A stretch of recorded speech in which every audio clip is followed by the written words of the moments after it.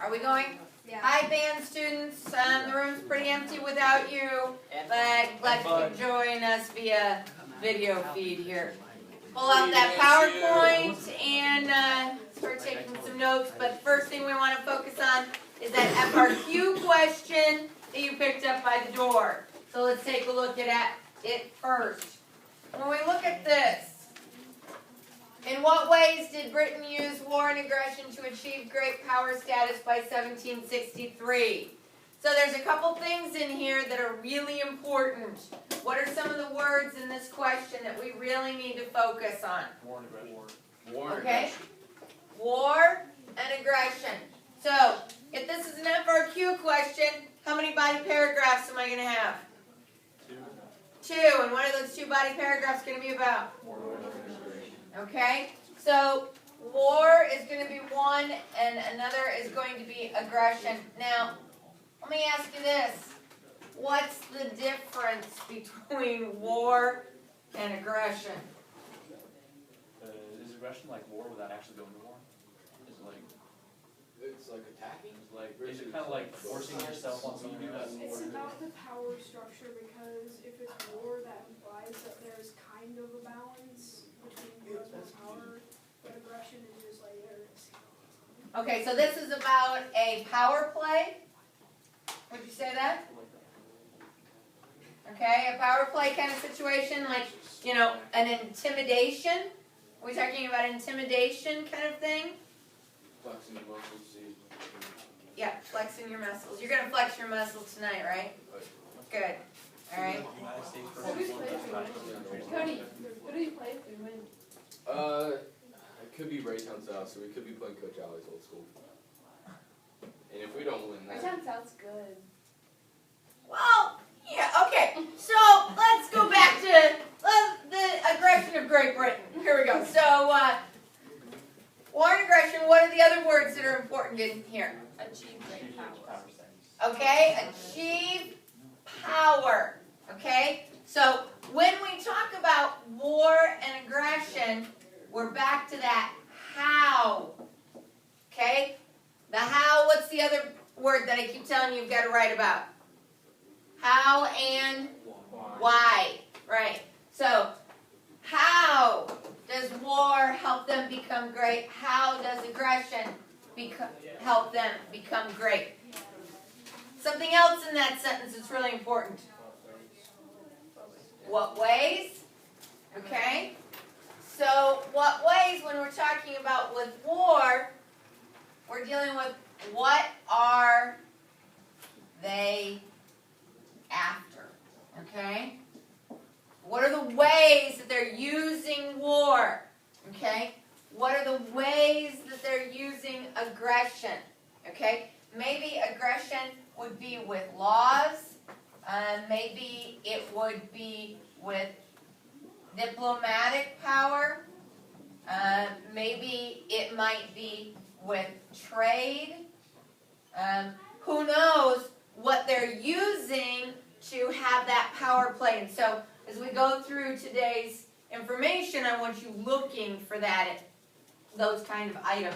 What's something else that might be pretty important in this question? 1763.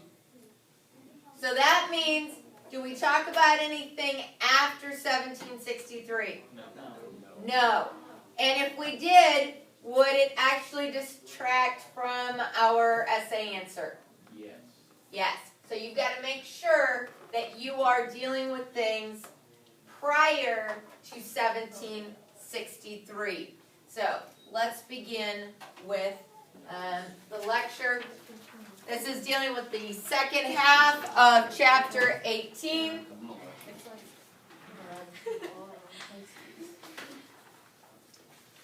Great Britain, is it a very big piece of territory?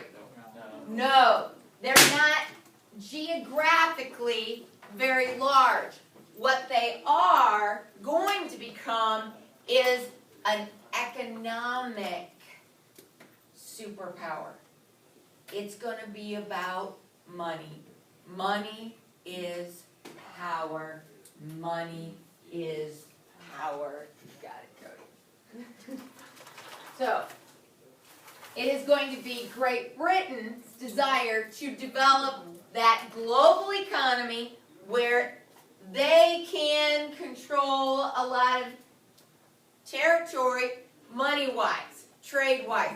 Let me ask you this. When you look at Great Britain up there, what would be one of the key things of geography for them to be able to control so much territory across the globe? Shipping. Why would you say shipping would be a major thing for them? What do they have? Water. They are surrounded by water. And so it's going to be really easy for them to deal with shipping from one territory to another. Let's see if this works. Okay, so by the 17th century, by the end of the 17th century, Great Britain is really going to become the leader, commercial leader, of gathering materials and products from around the globe. And they're going to discover that how they do trade and how they move those products is going to make them more and more money. And if you have more and more money, then you can build more and more ships. If you can build more and more ships, then you can control more and more territory. And that's going to become key for their development. So, Britain had to take control of the Dutch, the French, and the Spanish. Okay? Let's start down here with Spain. What has made Spain a major power when we're dealing with the time of Renaissance and all kinds of... The money that they got down in like the South Americas. Right. Their colonial control, the Mexico area, South America, they had a lot of financial ability from that territory. At the beginning, it's a plus. Is it always a plus?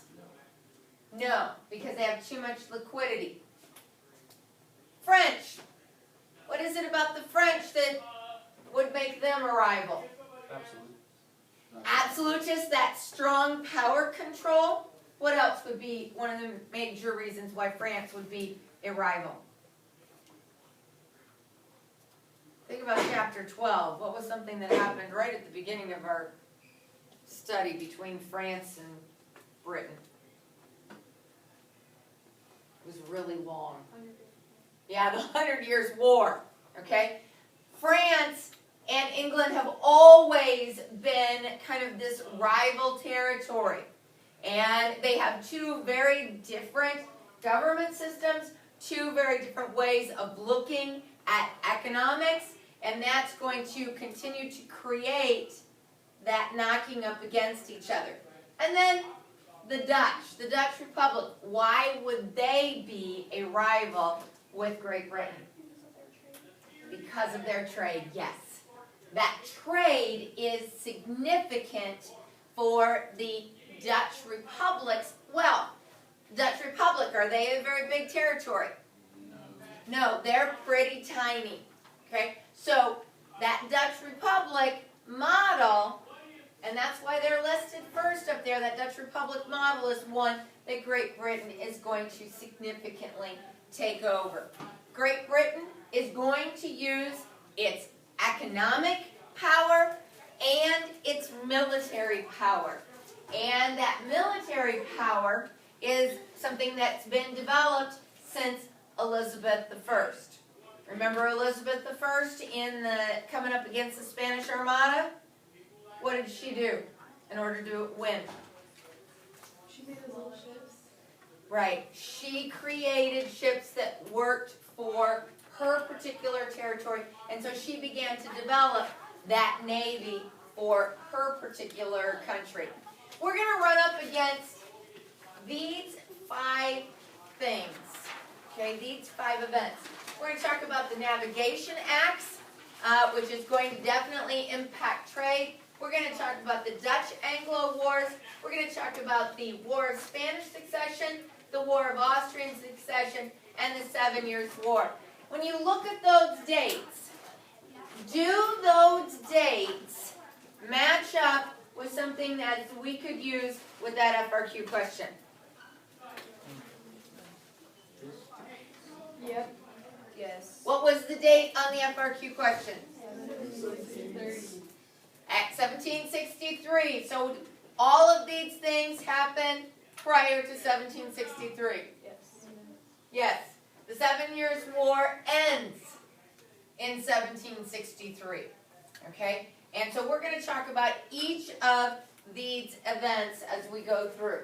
So the Navigation Acts are going to actually be established by, they're going to be talked about by Charles I. What happens to Charles I? Got his head chopped off. Who comes to power right after Charles I?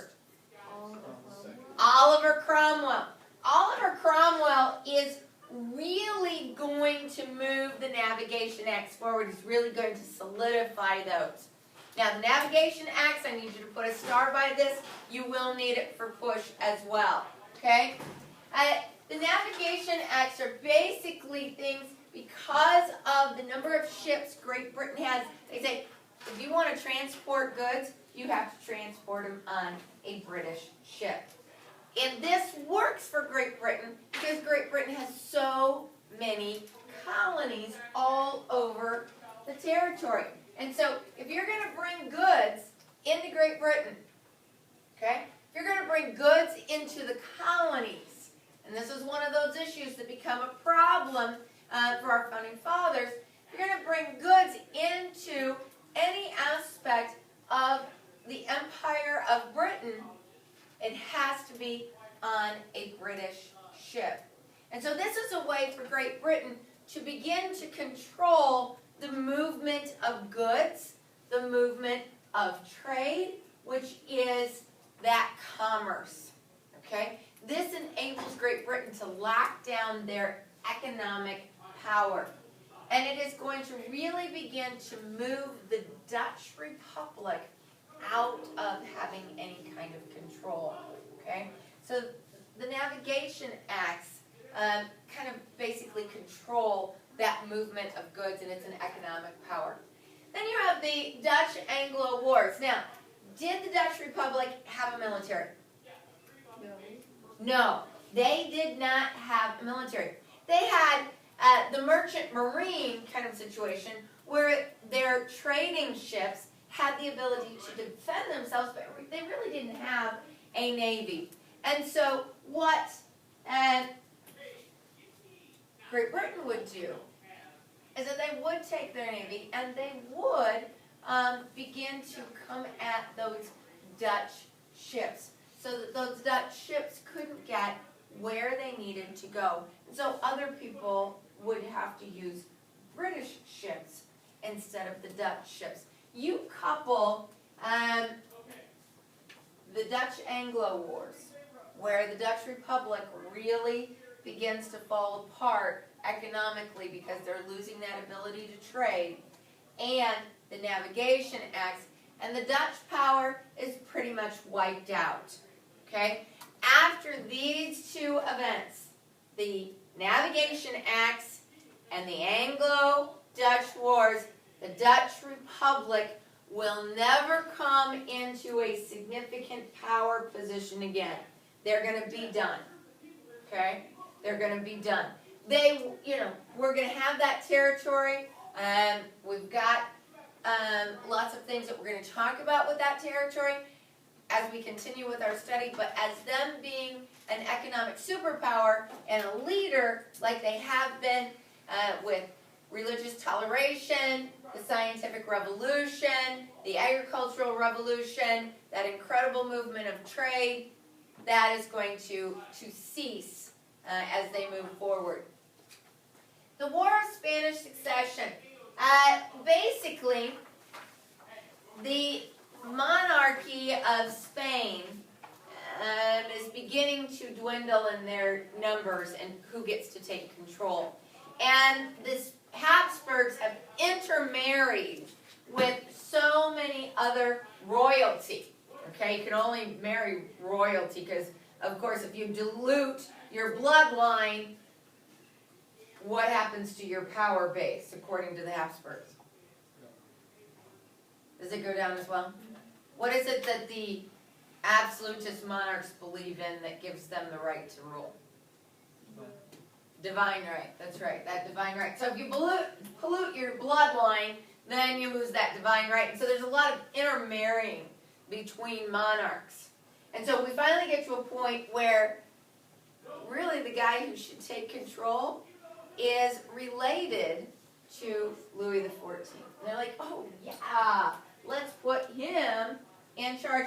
And the rest of Europe goes, maybe not. This isn't a good idea, because of course that enables Louis to control so much territory of Europe. So you get all of these other countries that come after him, War of Spanish Succession, and France loses. Okay? France loses pretty significantly. And this loss really impacts France. It's a very costly situation because wars cost money. Okay? And France doesn't really have the money to do this. And so that war costs France financially. It costs them power structure as well. And it puts France into having to say no to any other dual monarchy control. Okay? So we have the Peace of Utrecht, which is what ends that war. And in that, it's like, nope, not gonna combine these monarchs. But also, France is gonna lose some of its American colonies. France is going to lose territory, and they're gonna lose territory to Great Britain. And Great Britain is going to continue to expand its colonial territories. Okay? So this particular war will result in Great Britain having more geographical control. Spain is going to lose land to Austria, and the other thing that happens is that Spain will give the slave trade control to Great Britain. This is a huge monetary situation, and there's a lot of money happening with moving those poor slaves from Africa to the Americas. Okay, and so Great Britain will have the control of that. So in this, we've seen the decline of the Dutch Republic. This war really declines the power of France and France and Spain, so that Great Britain ends up with more power and control. Then we have the War of Austrian Succession. And the War of Austrian Succession is really primarily a battle between Frederick of Prussia and Marie Therese of Austria. Okay? Now, who can remember who Marie Therese's dad was? Charles. Which number? Fourth. First is in England. Second. Fifth went up against Martin Luther. Second. Second is the Mary Monarch in Great Britain. Sixth. The sixth. Okay? Yeah. Okay, we gotta keep these monarchs together. So Charles the Sixth. Does anybody remember the name of the document, the really big document that we have to remember with Charles the Sixth that he did that enables Marie Therese to be queen?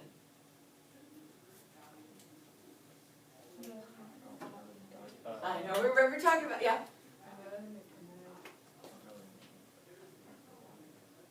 It's a two-word thing. What does it start with? Okay, the first word starts with a P, and the second word starts with an S.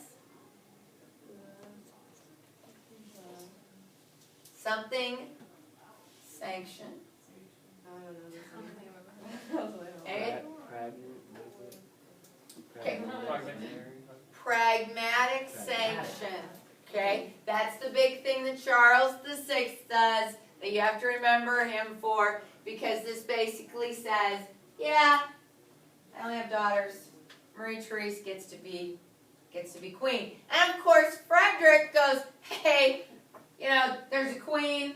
She's probably not too bright as being a female, okay? And he goes after this territory of Silesia right here, okay? This particular territory has a lot of resources that would enable Prussia, which Prussia's kind of spread out all over the place here, and this spreading out of Prussia all over the place is what's going to be the basis for Germany when we get to that. We're going to start pulling all these pieces, and Silesia is going to be one of those particular pieces.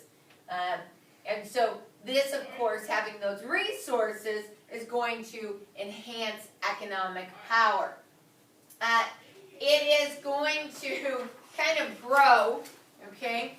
It's going to kind of grow, and we're going to end up actually even having a conflict again between Britain and France. And that conflict is going to be in India and in North America. And it's going to be this particular conflict that is going to enable Great Britain to gain a footing in India. Okay? We're going to gain that footing in India, and Great Britain will end up having control of India, and we'll have control of India all the way through till we get to the World Wars. But in the end, there's not going to be any land increases for Great Britain in North America, because Great Britain goes in on the side of Austria. But Prussia wins. Okay? When we deal with the actual reason for fighting this war, which was Prussia wanted Silesia, that's what actually ends up happening. Prussia gets that. However, Great Britain is on the side of Austria, and in other territories, Great Britain will win. But they will conclude that Prussia wins the war because Prussia gets what they were ultimately after with the war. But it does put another ding against France and increases Great Britain's trade ability. Then we have the 7 Years' War, which is also which actually goes 9 years. Okay, it's actually 9 years long, but it's the 7 Years' War. And this war is going to be fought here in Europe. And basically, the 7 Years' War is Marie Therese says, all right, I'm going back after Silesia. She wants that territory back. And so this is like part 2 of the War of Austrian Succession. Okay? The 7 Years' War is like part 2 of that war. We're still fighting for the same items. But this war, and again, we're going to have this combining of military powers and minds. Great Britain and France are going to expand this war into North America. Okay? This war right here is significant for the American Revolution. This war you definitely need to remember for when you get to Bush. Okay? So, here in Europe, it's going to kind of end as a stalemate. But in North America, it's a different story. Britain is going to win in North America, and it is going to significantly increase Great Britain's control, okay? Huge control, okay, from France. So this is what Great Britain had, okay, this darker orange. The 7 Years' War is going to add all of this territory that had been controlled by France to Great Britain with the 7 Years' War, okay? All of this territory. This territory right here, the Louisiana territory, Spain is going to give that, okay? to France, and when we get to Napoleon, Napoleon is gonna need money, and Napoleon's actually gonna sell all of this territory to the United States and Thomas Jefferson at that point in time. It's a really good deal, you know. We, 3 cents an acre, we did good, okay? And Napoleon needed the money, so it was kind of a win-win situation. But it's going to be this war right here, where we're gonna have so many troops, British troops, and they're all gonna be living in people's homes, and the war's over. And that's what's gonna make the American colonists really angry and result in the war for our independence. So the Treaty of Paris,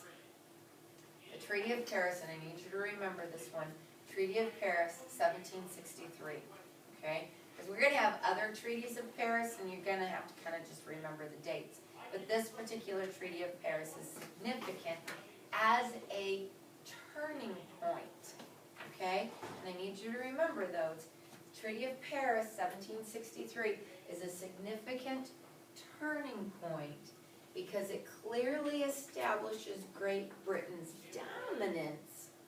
But the other thing it does is that it puts lots of British troops in the Americas that have to be housed in the homes of the colonists, which is gonna cause difficulty with the colonists and is going to then begin to develop that animosity toward Great Britain that leads to the United States. And think about it for a minute, guys. What if we hadn't gotten angry with Great Britain? What if we hadn't have had the American Revolution? What are all of the things that would have been different throughout history? Okay? What is it that would have been different? And so this becomes a significant turning point. So I'm gonna give you about 10 minutes. And I want you to not just use the PowerPoint, okay? Not just use the PowerPoint, but I would want you to use the textbook, and I especially want you to use the Hunt book, okay? Because remember, Hunt writes for the test. So I really want you to use that Hunt book, and I want you to get this information down. What are the positive outcomes? What are the negative outcomes? And basically the positive outcomes, guys, this is going to be pretty much Great Britain. You know, these are all the things, you know, when you think about positive, you're thinking about Great Britain. The negative outcomes, what are the negative outcomes for everyone else? And I don't want you to think about just the groups that it's impacting. Think about that ripple effect. You know, the Dutch-Anglo Wars, yes, directly impacted the Dutch Republic, but how did that also impact, you know, maybe France, maybe Prussia, maybe Austria, maybe Spain? I want you to be thinking about those other aspects, because this information, as well as the information that we're going to get in the second half of this lecture, is going to be vital for the FRQ information and your thesis that you need to have before you walk out the door. Everybody understand what I'm needing you to do? Okay, 10 minutes, that's it, go.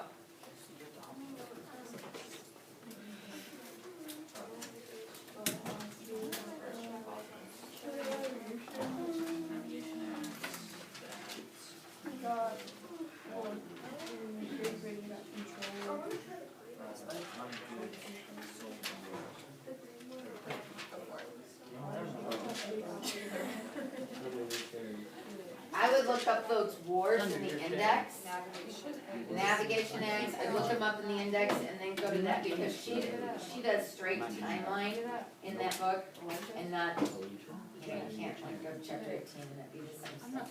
It's not the way she does it. Yeah, and there's since there's so few of you with the band people gone, there are more books over here if more of you want to be looking those things up.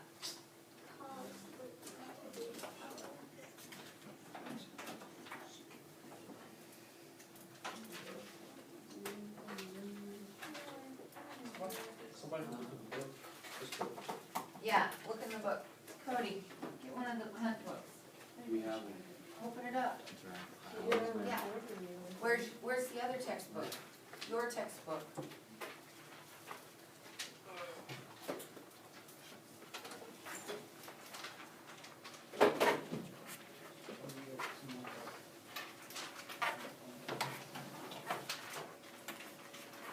Pull out your own textbook. Use it too. Come on.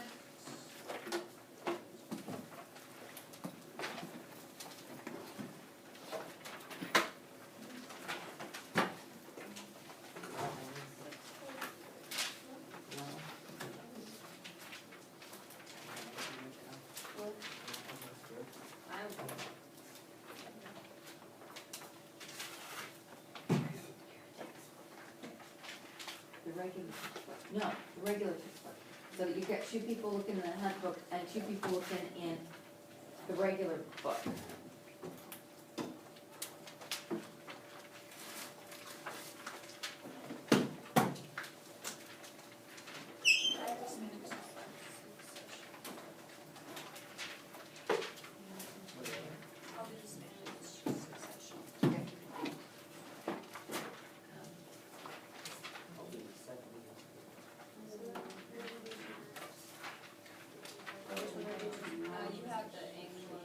Well, try both. You can't stand succession.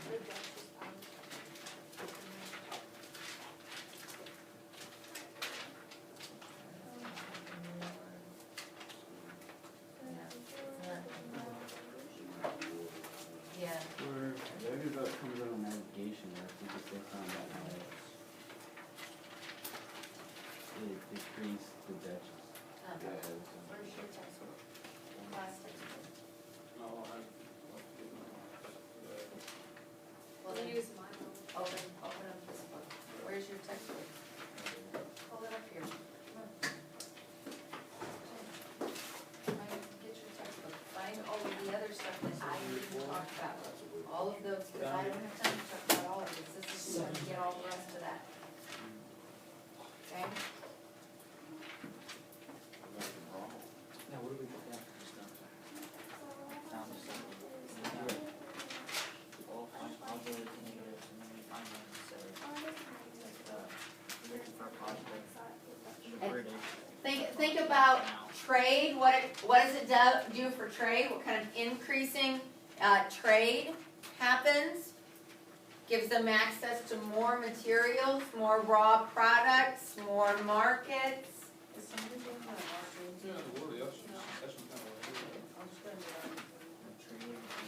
You're down to 6 minutes.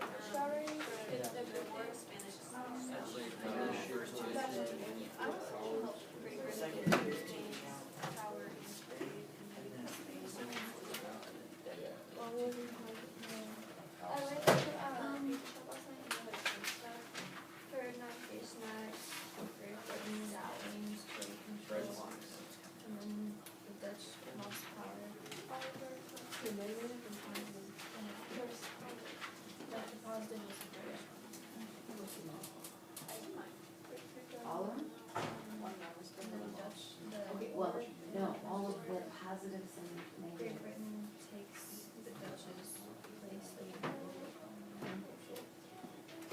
The thing is, the information that's in this book may be different than that book, so you need, like the two of you need to be looking at two of them. Well, there's actually 5 there.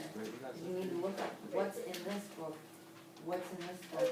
Make sure you get all of the information that may be different, okay?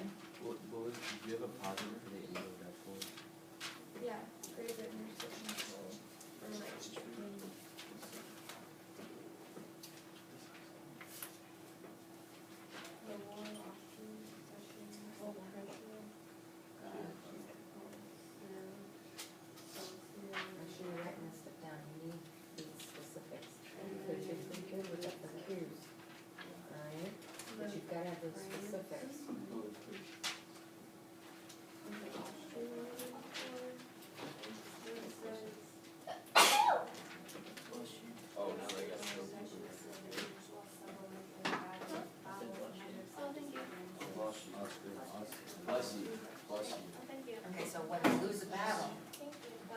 have to accept the bad terms, but what else do they lose when they lose a battle?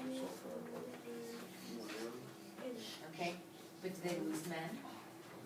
Do they lose equipment? And so there's that financial impact to them as well. It's also going to impact their treasury, okay? Which we're gonna see as, that's gonna be a growing thing, because when we see all these losses of these French wars, that's gonna be a direct relationship to the French Revolution when we get there. So, yes, they lose territory, yes, they lose these battles. How does that impact them as a nation? They lose, you know, that international pride, and then they have the financial costs all that. Okay, it's not just the fact that they lost the war and then lose that territory, but there's more to it than that.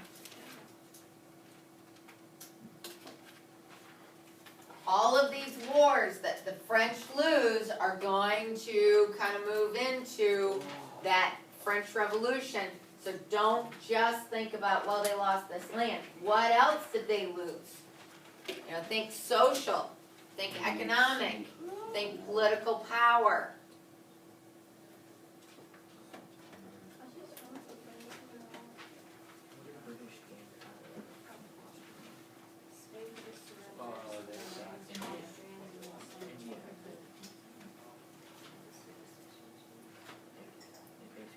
Down to 2 minutes.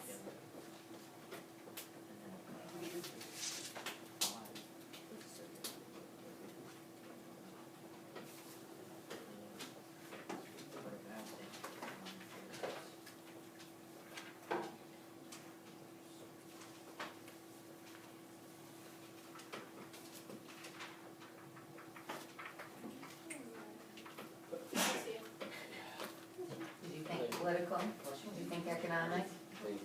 Social, especially for France. These right here play right into that French Revolution, socially wise. You know, we're losing people, okay?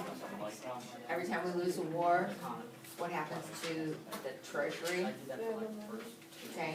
And what happens to the pride of the people? I mean, all of those things are gonna play into the French Revolution later on, but it plays now with this.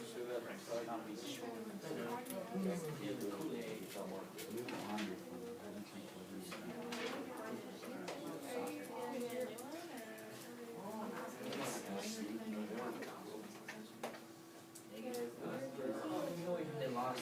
I know, it's brand new. Place,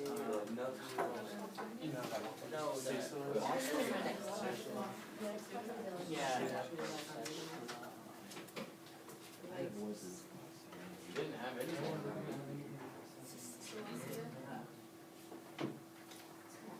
How do you put your shoulder pads underneath that Yeah. when it's already so tight? It's like really, it really, I Yeah. have to actually. It looks like you run up against